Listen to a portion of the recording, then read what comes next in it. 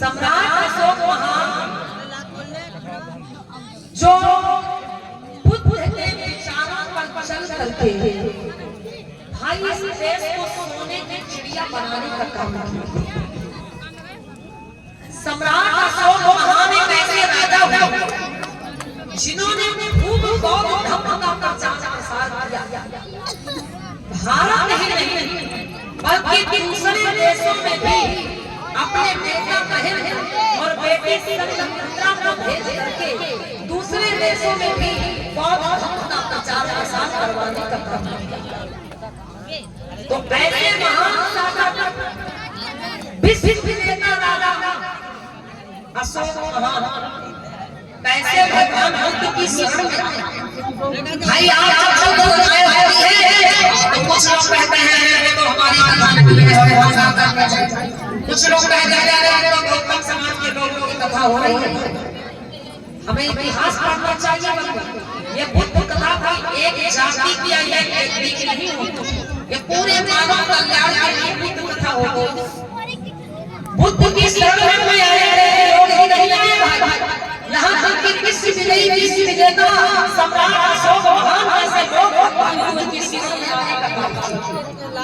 आज कोई बहुत ही सुंदर चर्चा एक ऐतिहासिक बात दिखाने के लिए जा रहे हैं कि विश्व विजेता राजा अशोक महान कैसे बुद्ध की शरण में आया, कैसे बुद्ध को अपनाया।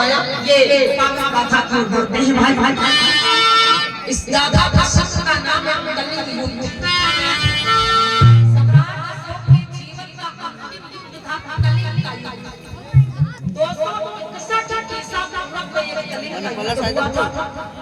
कलिंग का युद्ध हुआ, ये कोई छोटा मोटा युद्ध नहीं हुआ।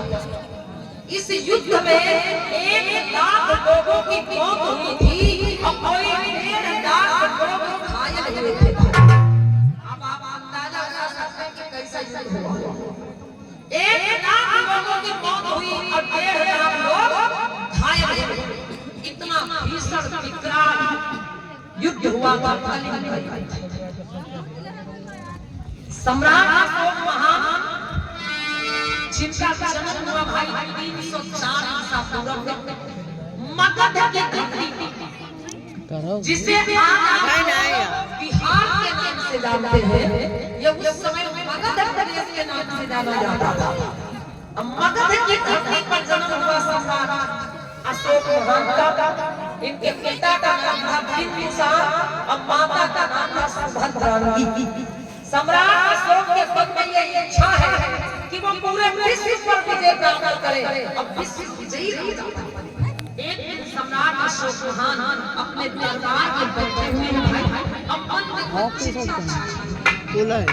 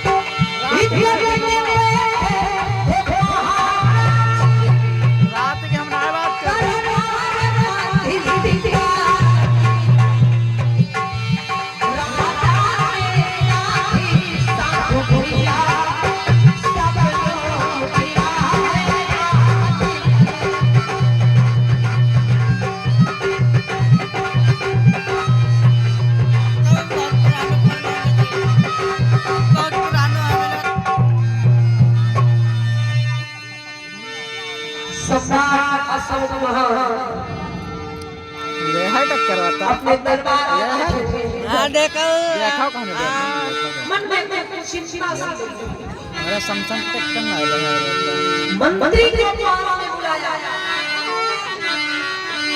देखो ये है टक्कर बंद कर ले भैया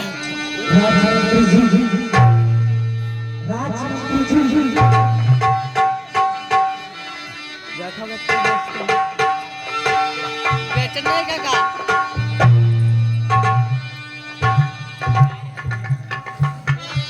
महाराज के चरणों में राजगद्दी का प्रणाम स्वीकार करो।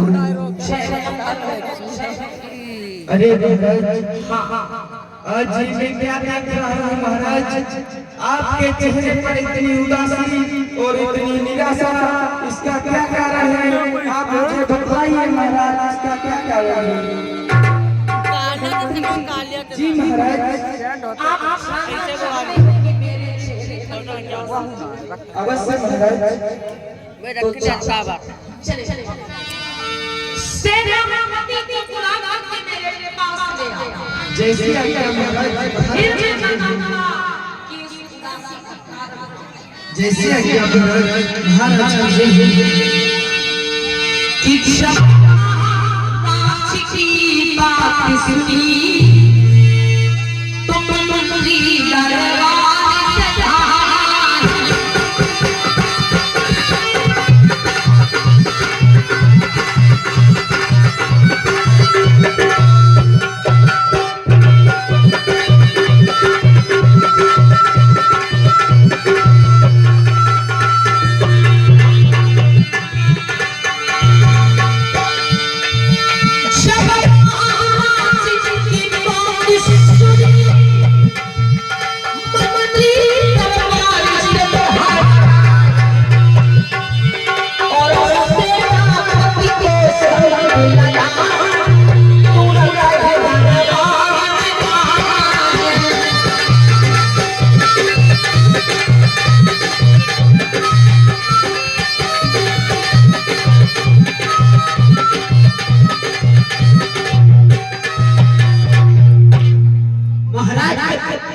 सेनापति का प्रणाम स्वीकार जय और मंगल हो सेनापति जी जय।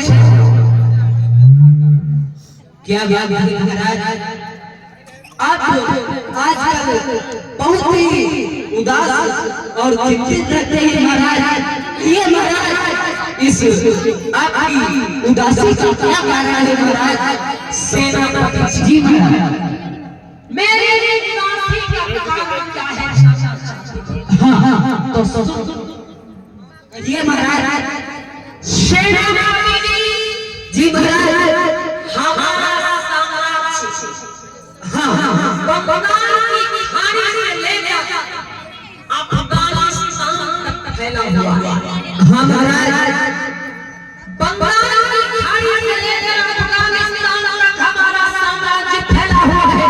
जी महाराज लेकिन एक छोटा सा राज्य कलिंग जो हमारी सीमा के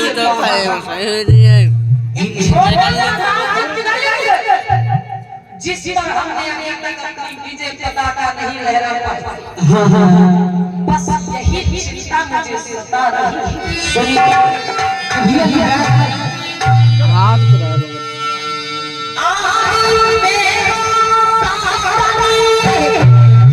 लेकिन हाथ हमारा ज्यादा है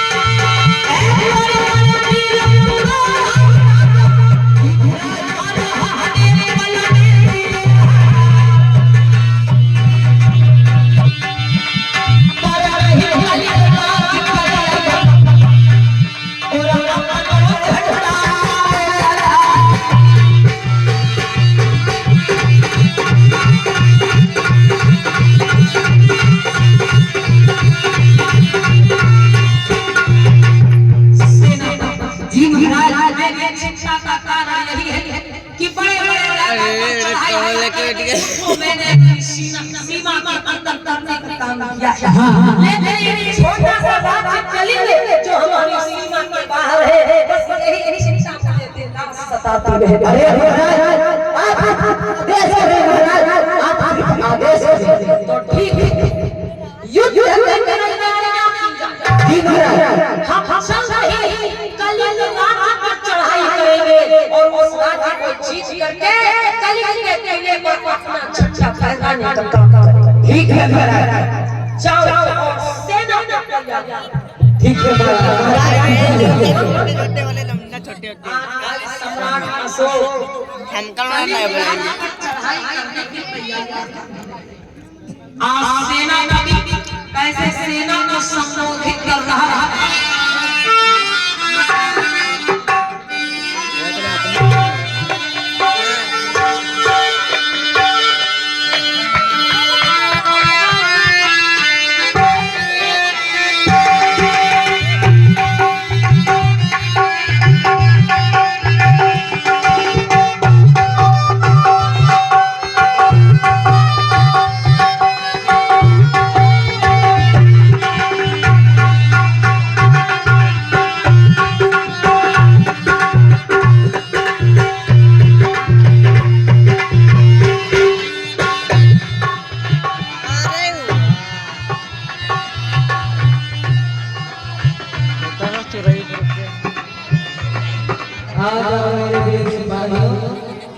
खड़े हो कहिए सेनापति जी क्या आदेश? देखो हमारे आदेश है कि एक छोटा सा राज्य कलिंग उस पर हमारे महाराज का झंडा नहीं फहरा रहा है और महाराज कहने से कि हम लोगों को कलिंग राज्य पर चढ़ाई करनी है। तो इसलिए मेरे वीर सिपाहियों सभी लोग तैयार हो जाओ, अपने अपने अस्त्र सभी लोग तैयार कर लो। ठीक है? बेनू बेनू यो अरे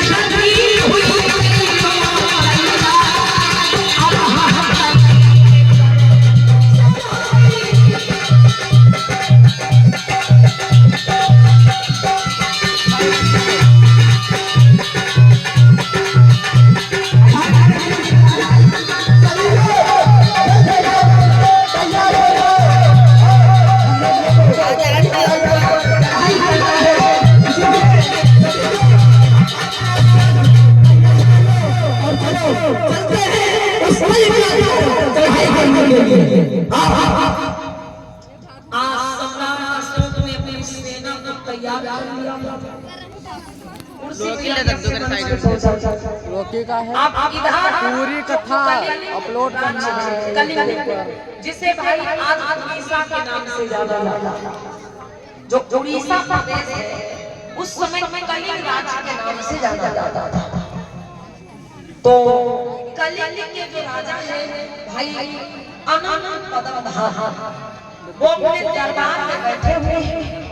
आप बताते चले कि उस समय पर कलिंग राज्य जो था एक बहुत बड़ा राज्य था। बुद्ध के विचारों पर चलने वाला राज्य था। इसीलिए वो राज्य था तो छोटा लेकिन बहुत ही सुखी संपन्न और मजबूत राज्य था। आज भी प्रमाण है जो देश पूर्ण रूप से बुद्ध के विचारों पर चलने का काम कर रहे हैं वो चाहे चीन हो चाहे जापान हो एक भौरी ही गए उन्नति तकनीकी विकास में बहुत एक भौरी ही गए और सात भौरी घूमना है तुम्हें सुखी संपन्न देश है। आज भी जो देश पूर्ण रूप से बुद्ध के विचारों पर चलने और कितने खड़े होके तो कलिंग राज्य उस समय पर एक बहुत राज्य था बुद्ध के विचारों पर चलने वाला राज्य था। कलिंग नरेश बैठे हुए हैं दरबार में। अरे धीरे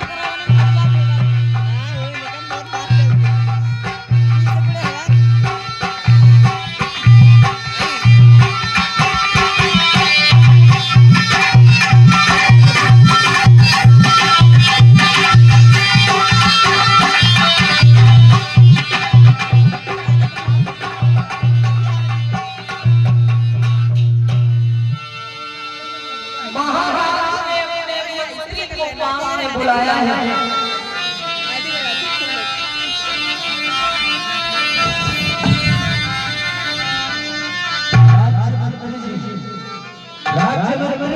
हलायो ना वीडियो, अब रोक्यो ना वीडियो, पूरा चले है, चाहे जो कुछ बोल रहे सब चले है, और कुछ बोले ना फालतू आखे ना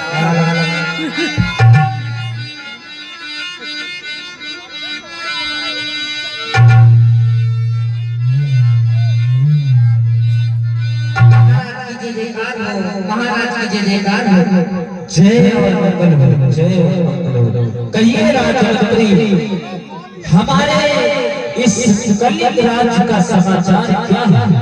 अरे महाराज, हाँ, आपके कलिंग राज्य का समाचार सब ठीक है महाराज। बहुत अच्छी बात है। यही हम चाहते हैं कि हमारे इस राज्य की प्रजा को किसी भी प्रकार का कोई भी दुख हुआ तकलीफ नहीं होना चाहिए, क्योंकि मेरा ये राज्य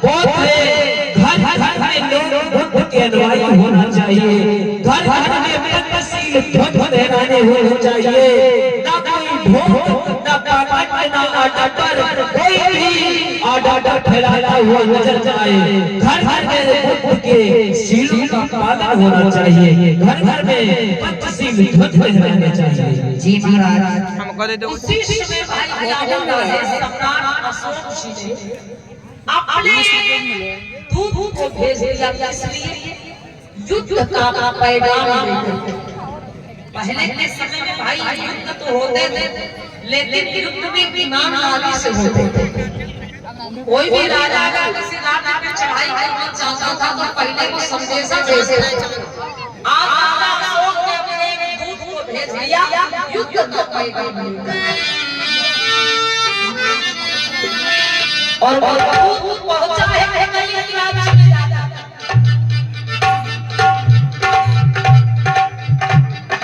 महाराज का जन्म दूध करना सिखाया है। जय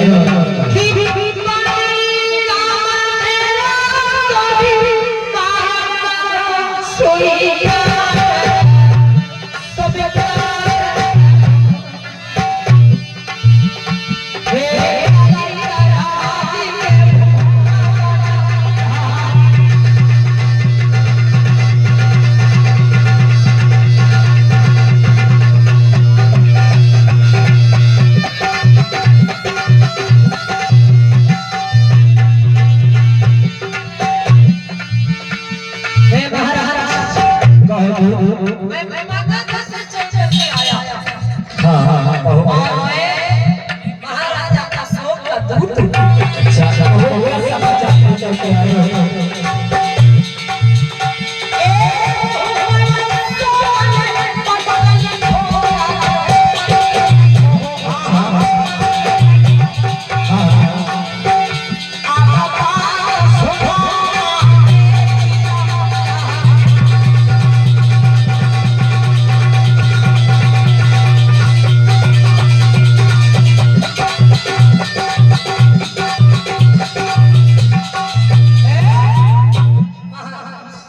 हमारे महाराजा अशोक का ये कहना है कि या आप उनकी आधीनता को स्वीकार कर लें और या आप युद्ध के लिए तैयार हो जाएं।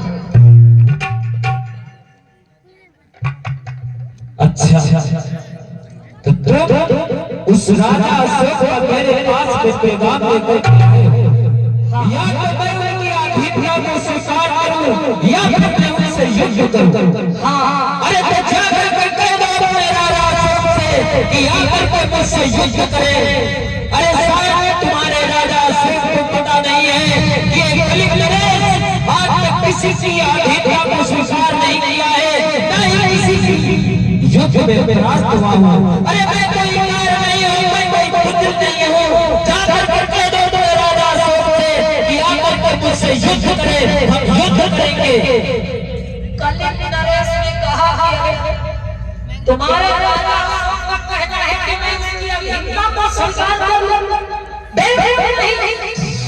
अगर वो मेरे राजा पर चढ़ाई करना चाहता है तो जाए और मुझसे युद्ध करे। मैं युद्ध के लिए तैयार हूँ। महाराज प्रणाम। आज वो दूत वापस चला जाता। अरे राज्य मंत्री जी महाराज। अशोक ने मेरे पास पैगाम लेकर के भेजा। जी महाराज। या तो मैं मेरी आधिपत्य को स्वीकार करूं या फिर मैं उनसे युद्ध करूं। अरे इसको शायद पता नहीं है कि मैंने आज तक किसी भी युद्ध में हारा नहीं हूं, न ही मैंने किसी की आधिपत्य को स्वीकार किया है। अरे मैं कोई कार हूं? अरे नहीं महाराज। अरे तो जाकर के तुरंत सेनापति को सूचित करो कि सेना को तैयार करे और युद्ध के लिए निकले।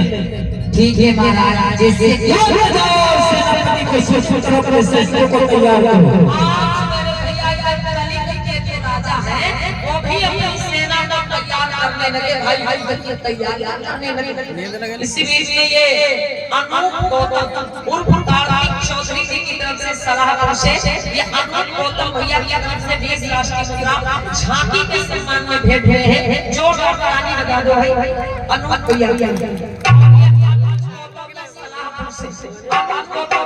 के 20 राष्ट्रीय मुद्राओं का धमधमान आया है। और भैया ने सब लिखा है कि मौत का डर हमको लगता है जिनके कर्मों में दाग है। हम तो बाबा साहब की औलाद है, हमारे तो खून में भी आग है। इनका जोरदार तालियां बजा दें आप लोग, बहुत बहुत सा।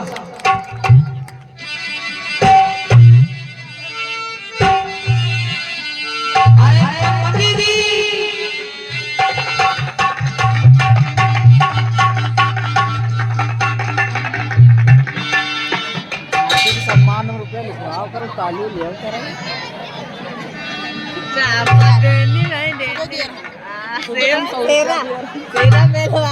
तेरा पहलवान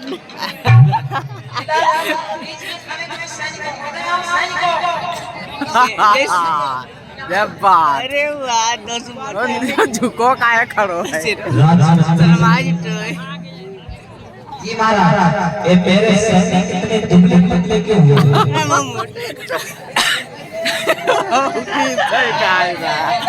ओए शेरा सीधे खड़े हो, सीधे।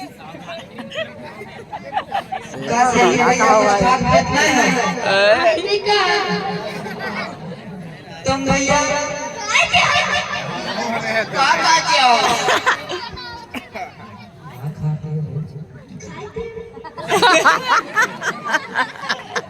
भैया नाम है कि नहीं?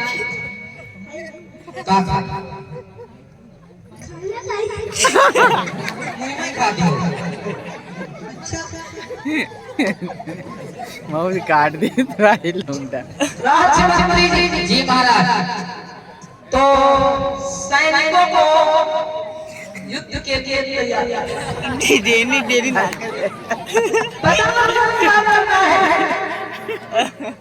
भैया, युद्ध करे चलना है।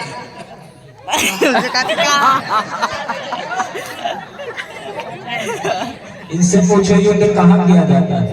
युद्ध कहाँ पे किया जाता है? नहीं जानते हैं भाई।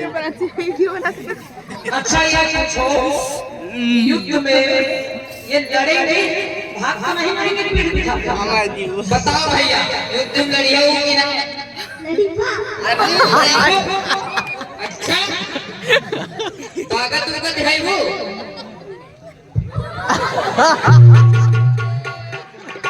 उठ के वैसे जाके तो लड़ी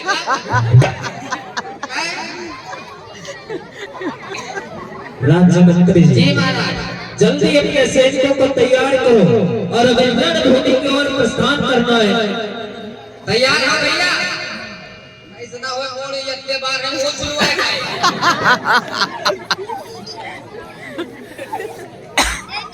आज राजा अशोक अपनी सेना को लेकर के भाई कलिंग की बात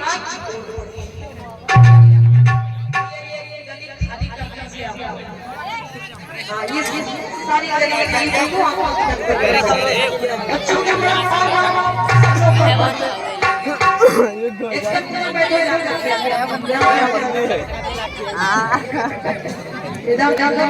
सही तो चल हो देखा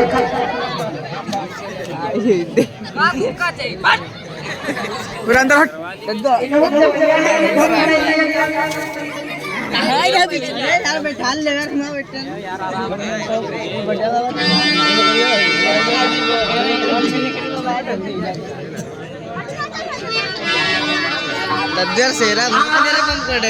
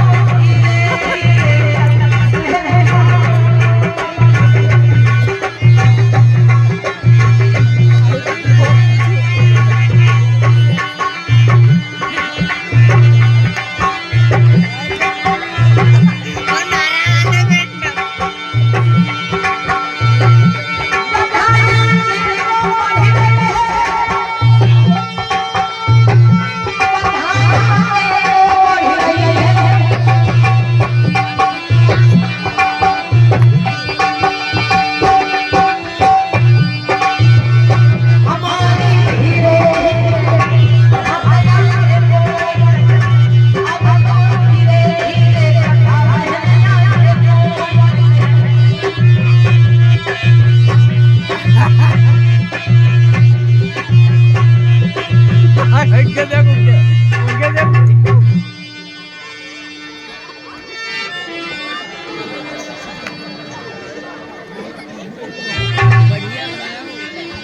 वैसा ले ले घूमते इसका यार दो यार विनीत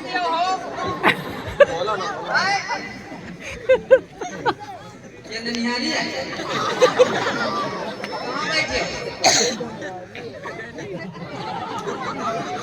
कहाँ बैठे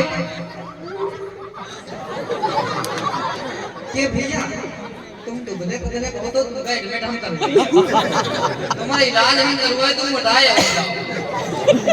मंत्री जी महाराज ऐसे लगता है कि लोग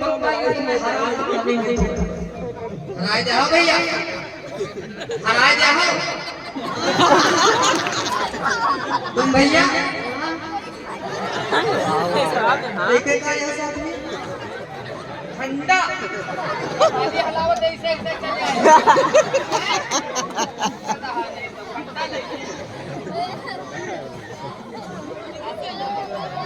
और ये लोग पहले कह रहे हैं हमारे मानेंगे तुम्हें अच्छा लाते रहे अगर गिराए हो तो वो मार दे अब तुम कहिए तो तुम ही गांव रहा छोड़ दिया चलो उनका तो ये से रख देखो बढ़िया आराम से खड़े रहे इतना बड़ा सही हुई है उनका कहीं चल चल न अरे यह तो दिहा कैसी है दाता अरे कोई क्या चल रहा इधर सम्राट अशोक अपने सेनापति से बोलो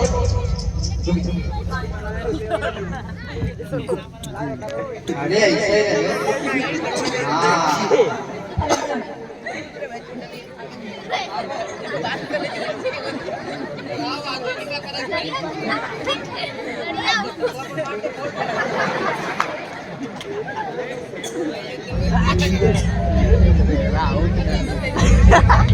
सेनापति जी महाराज अरे क्या क्या की सेना में रणभूमि की तरफ बढ़ती हुई आ रही है ठीक है महाराज देख रहे हैं ए जाओ ये रोको उधर वाला ये दूरबीन उधर रखो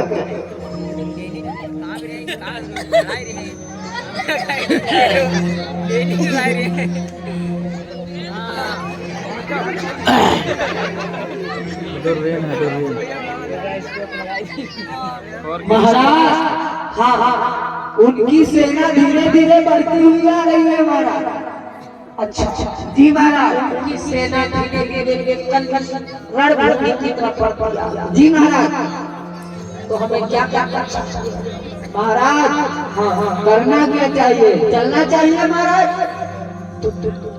पढ़ते चल महाराज थोड़ा एक मिनट पूछताछ कर ली थोड़ी हाँ हाँ ए सिपाही इधर आओ तैयार हो गए सीधे खड़े हो यार तुम लगत हमका जुदाई नहीं हो एक बात बताओ तुम सबसे पहले कहीं का मरी हो भैया भूसा बना दे कैसे आकाश ठाकुर मुंह हुई जे बंदर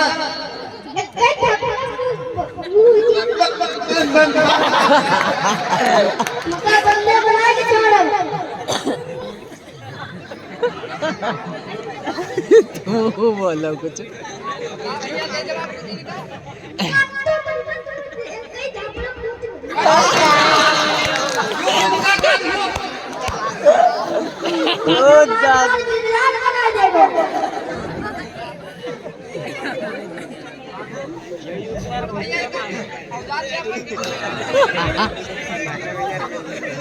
तो क्या बोल रहा है बाबा जानते नहीं हो यार उड़वा देंगे जानते नहीं हो लोग तो उड़वा देंगे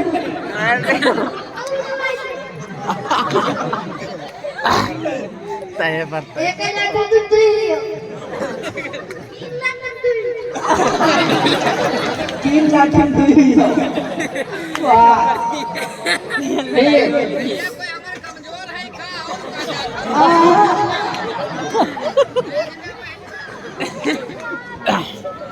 महाराज हाँ थोड़ी सेटिंग बना ली महाराज। क्या करना है? अरे तो वो तैयार कर ली महाराज। तैयार लाओ जा रखो ये भाई दे रॉकी का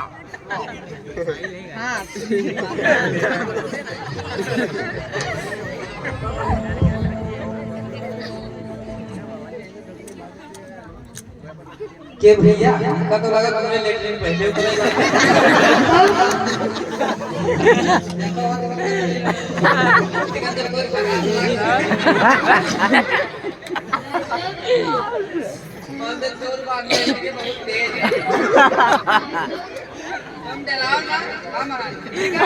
तो क्या करिए इधर महाराज कागजी का अरे नहीं पहले से भूमि में पहुंचना है। भारी ली तले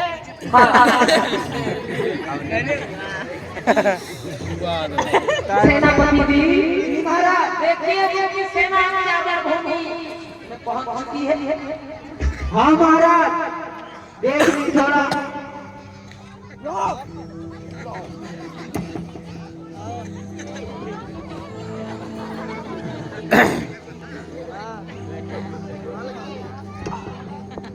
महाराज उनकी सेना रणभूमि में आ चुकी है महाराज, पहुंच चुकी है। तो अब हम लोगों को भी बढ़ना चाहिए। हाँ महाराज चलिए चलते हैं। इधर वाले बच्चों थोड़ा और पीछे हो जाओ, थोड़ा पीछे हो जाओ।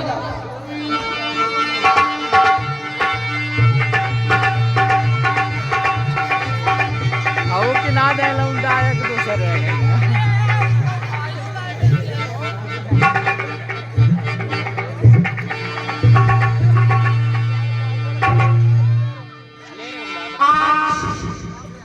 मेरे भाई दोनों तरफ की सेना आमने सामने हो गई।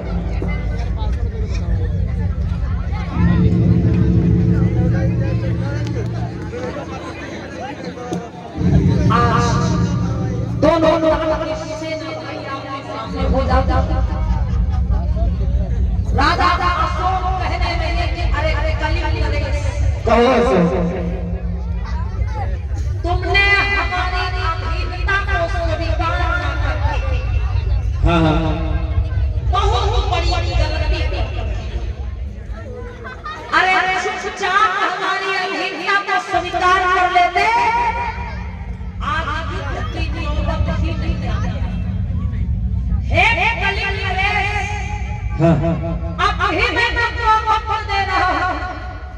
अरे चुपचाप मेरी अधीनता को स्वीकार कर लो, नहीं तो बिना मौत मारे जाओ। सम्राट शायद तुम्हें मेरी ताकत का अंदाजा नहीं है। अरे आज तक मैं किसी भी युद्ध में परास्त नहीं हुआ हूँ, ना ही मैंने किसी की अधीनता को स्वीकार किया है, तो मैं तुम्हारी अधीनता को कैसे स्वीकार कर लूं? अरे मैं तुम्हें खुद एक मौका दे रहा हूँ, यहाँ से वापस चला जा, नहीं तो बेमौत मारा जाएगा।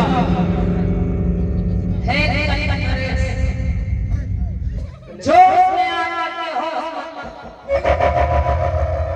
कोई नहीं बचेगा, सबके सब हमें मारोगे? हाँ तू मुझे मारेगा? अपने विद्यार्थी के भाइयों का कत्ल करने वाला, उनको मौत की घाट उतार देने वाला, उनके राज्य को हड़प लेने वाला, तू मुझे मारेगा? अरे अभी तुझे मैं वक्त दे रहा हूँ, यहाँ तू वापस चला जा, नहीं तो बेमौत मारा जाएगा। नहीं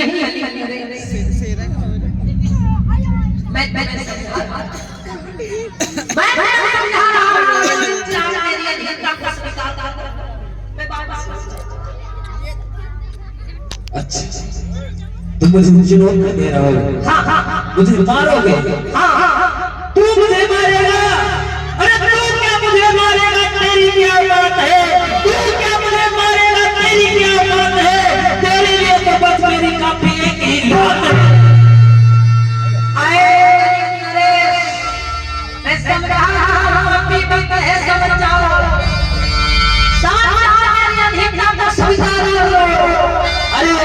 सम्राट सो मैं तुम्हें वक्त दे रहा हूँ।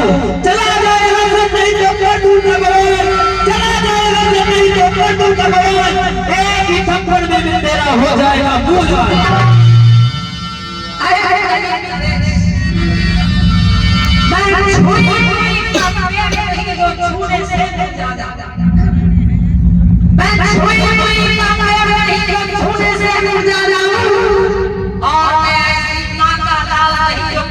धमकी से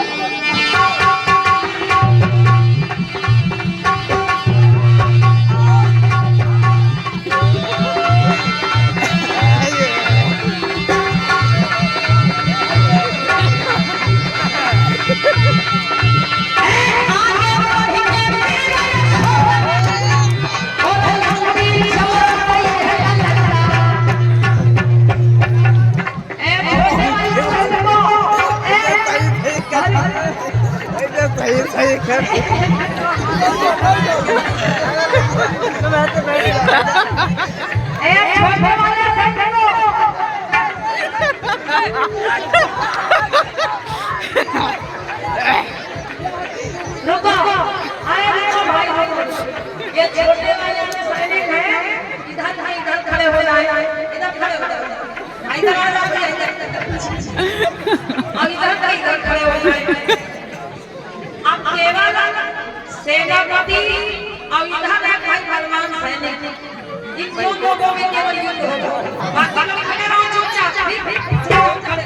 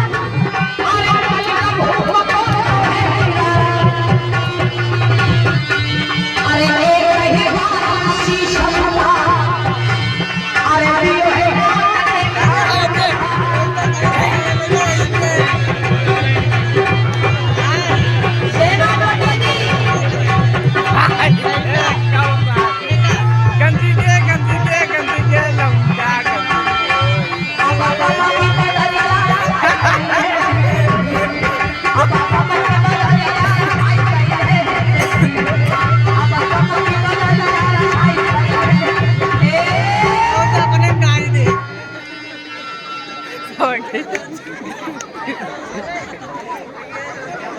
लोग बैठ जाओ चुपचाप। मेरे भाई इस युद्ध में जो कलिंग के राजा हैं उनकी हार हो गई। सम्राट अशोक उस युद्ध में विजयी हुए। उस युद्ध में कलिंग के राजा की हार होती है और सम्राट अशोक उस युद्ध को जीत मेरे भाई कलिंग युद्ध को जीतने के पश्चात सम्राट अशोक अब विजेता राजा तुरंत किले की तरफ बढ़े अपना झंडा फहराने के फोन पकड़ो सब लाश मेरे भाई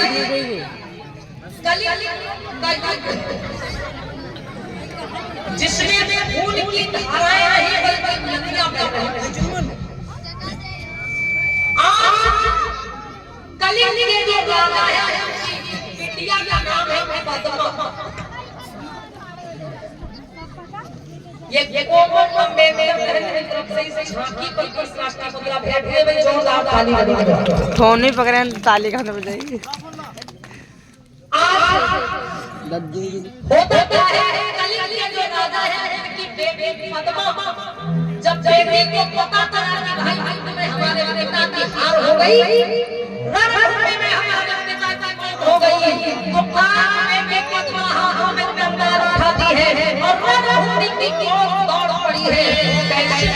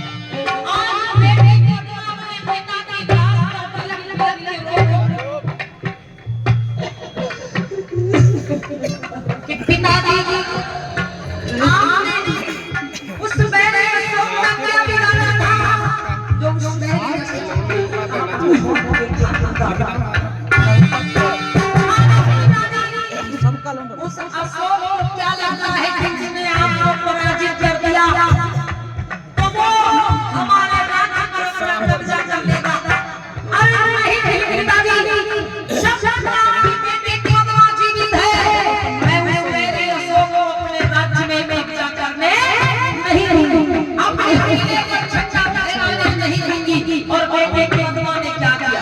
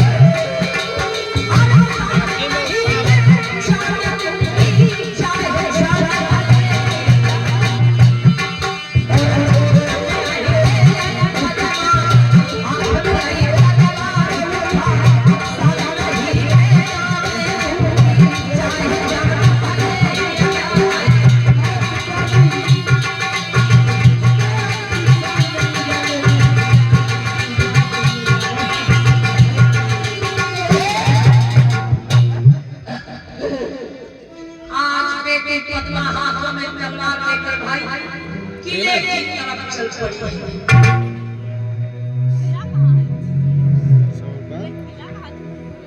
भैया एक दो दिन बर्दाश्त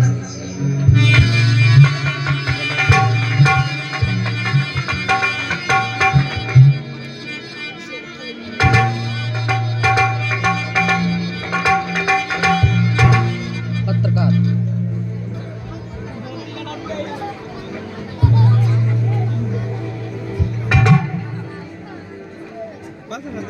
ये राजेश कुमार जी की तरफ से फूला से भाई से झांकी पर ये 20 प्लास्टिक पूरा फेंक रहे हैं। एक बार जोरदार ताली बजाओ। बहुत इधर से सम्राट सो ला रुपया किले की तरफ चले छठा खाने के क्योंकि भाई इस युद्ध में राजा अशोक जीत चुके हैं तो अब कलिंग राज्य जीता हुआ अब वो किले पर अपना छठा फहराने के लिए जा रहे हैं। आगे से बेटी पद्मा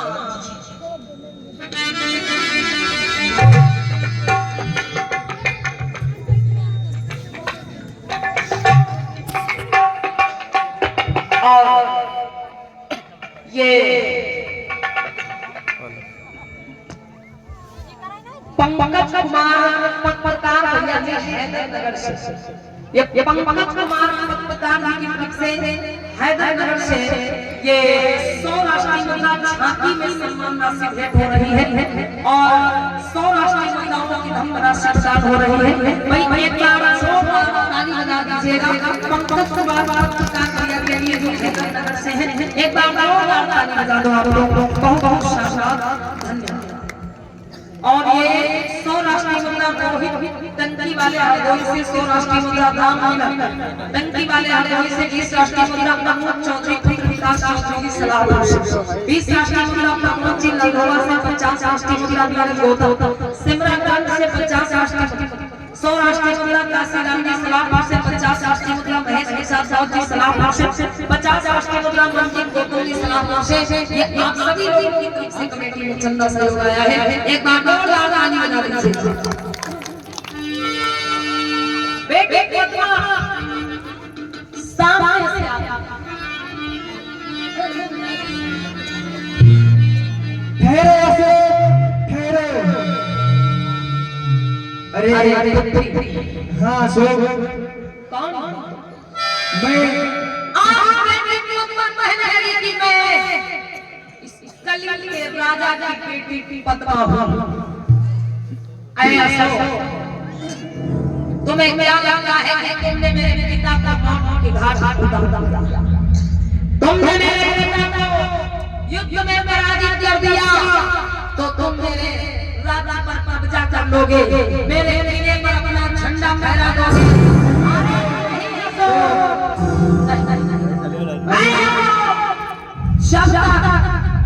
इस राज्य के राजा का बेटी पद्मा जीवित है तब तुम मेरे किले पर अपना झंडा नहीं फहरा सकते।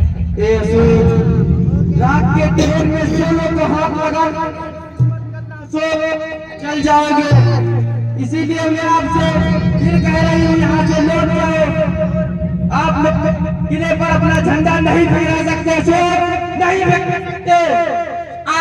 बेटी पद्मा कहने है कि आपको यहाँ से वापस लौट जाओ और यार मुझसे मुझे ये पराजित करो तब तुम मेरे किले पर झंडा फहरा सकते हो।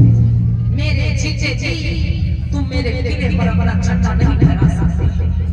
राजा अशोक कहने लगे पुत्री कहो अशोक मैं महिलाओं से युद्ध नहीं करता। वाह क्या बात है अशोक, आप बहुत संस्कार है अशोक। बेटी पद्मा के मेरे पास बहुत ऊंचे संस्कार हैं। महिलाओं से युद्ध नहीं करते लेकिन लाखों महिलाओं को विधवा कर सकते हैं, लाखों बच्चों को अनाथ कर सकते हैं, लाखों परिवारों को बर्बाद कर सकते हैं। अगर मुझसे युद्ध नहीं करना चाहते हो तो जाओ रणभूमि में चले जाओ और रणभूमि का दृश्य अपनी आंखों से देखो। उसके बाद आकर के तुम मेरे किले पर झंडा फहराने की बात सोचना। अशोक कहने लगे ठीक है खत्री, मैं रणभूमि की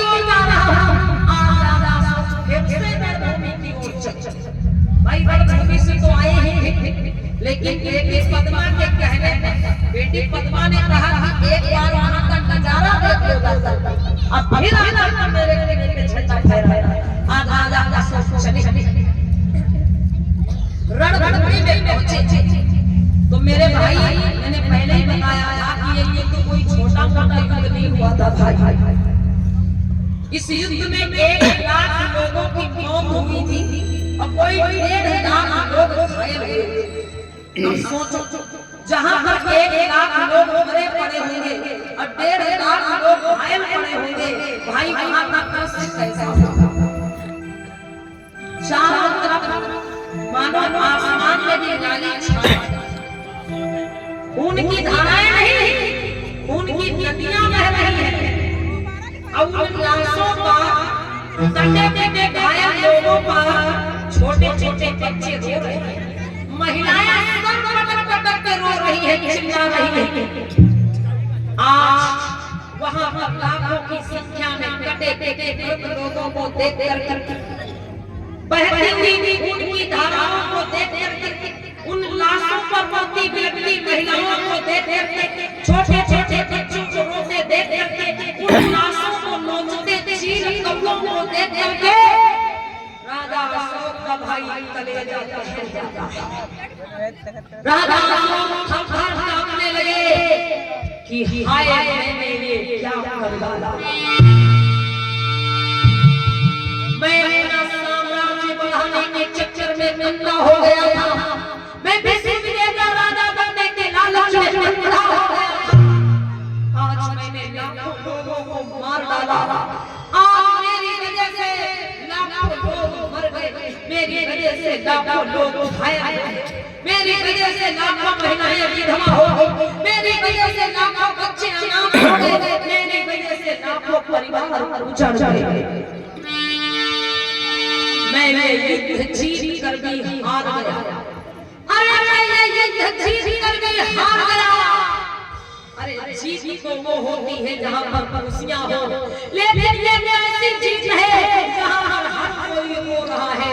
अरे ऐसी जीत नहीं चाहिए मुझे, नहीं चाहिए। अब मुझको भी नहीं जीना है, मुझे भी मर जाना चाहिए।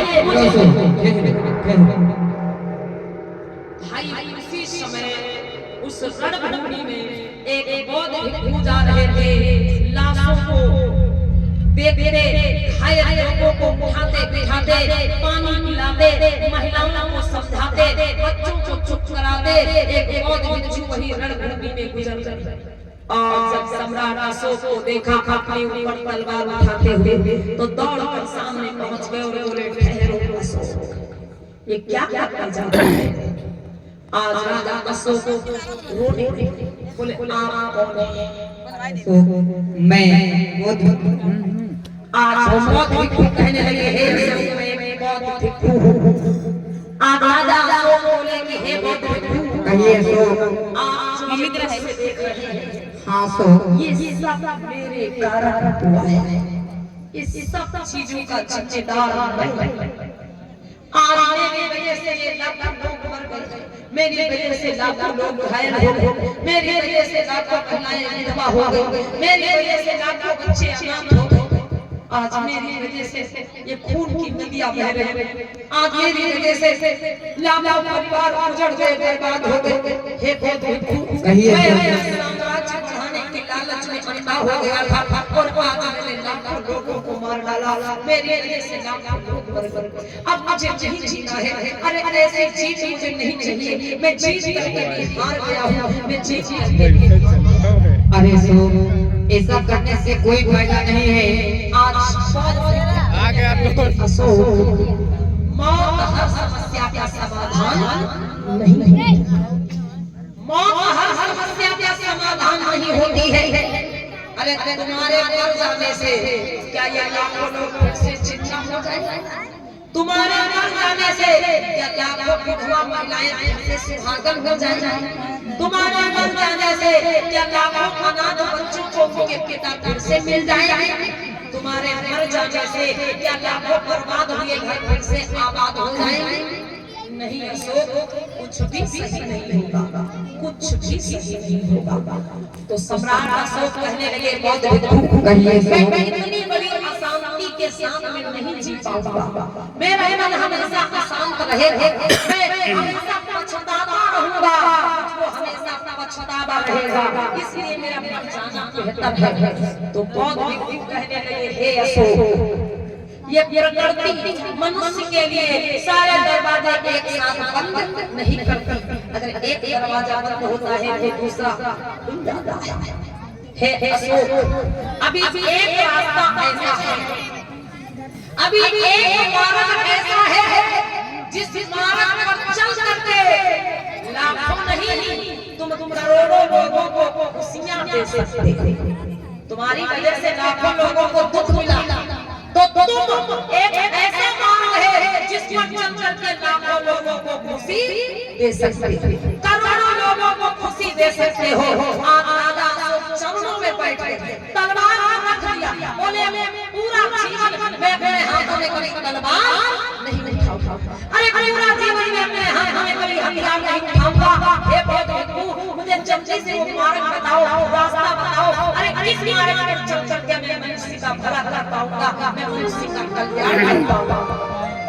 तब बौद्ध कहते हैं कि वो बुद्ध का मार्ग है, बुद्ध का मार्ग। राजा अशोक कहते हैं, हे भगवान, जल्दी से मुझे मार्ग बता दीजिए, जल्दी से मुझे मार्ग बता दीजिए। तो बौद्ध कहते हैं, ठीक है, अपनी आंखों को बंद करो अशोक और मेरे साथ और ये सभी लोग बोलेंगे, सभी लोग यहाँ पर बैठे हैं, सभी लोग बोलेंगे, नमो तस्सै भगवतो सम्मा सम्बुद्धस्सै। नमो तस्य भगवतो अरहतो सम्मा सम्बुद्धस्य। नमो तस्सै भगवतो अरहतो सम्मा सम्बुद्धस्सै। नमो तस्य भगवतो अरहतो सम्मा सम्बुद्धस्य। नमो तस्सै भगवतो अरहतो सम्मा सम्बुद्धस्सै। नमो तस्य भगवतो अरहतो सम्मा सम्बुद्धस्य। बुद्धं शरणं गच्छामि, धम्मं शरणं गच्छामि, संघं शरणं गच्छामि। द्वितीयं तृतीयं बुद्धं शरणं गच्छामि, तृतीयं ते बुद्धं शरणं गच्छामि, धम्मं शरणं गच्छामि, धम्मं शरणं गच्छामि, संघं शरणं गच्छामि, संघं शरणं गच्छामि।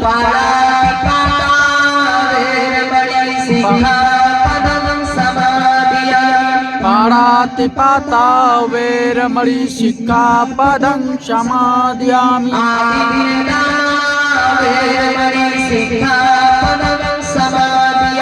आदिन्नदाना वेरमणि सिक्खापदं समादयामि।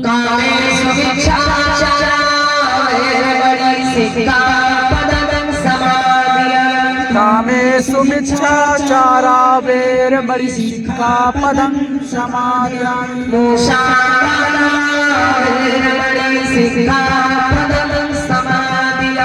मूषावादा वेरमणि सिक्खापदं समादयामि।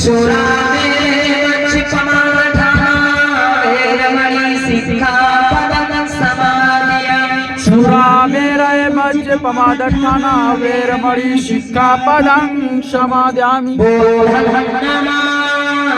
बुद्धं नमामि, धम्मं नमामि, संघं नमामि, अहं वन्दामि। साधु साधु साधु। हे अशोक, आज से तुम बुद्ध के उपासक हो गए। तुमने बुद्ध के शरण को स्वीकार किया है। अब तुम बुद्ध के शरण में आ गए हो और बुद्ध के बताए हुए मार्ग पर चल करके अब हमेशा मानव का कल्याण करोगे, प्राणी पर दया करोगे। अब हिंसा से दूर रहोगे, युद्ध से दूर रहोगे, मनुष्य की सेवा करके मानव का कल्याण करोगे।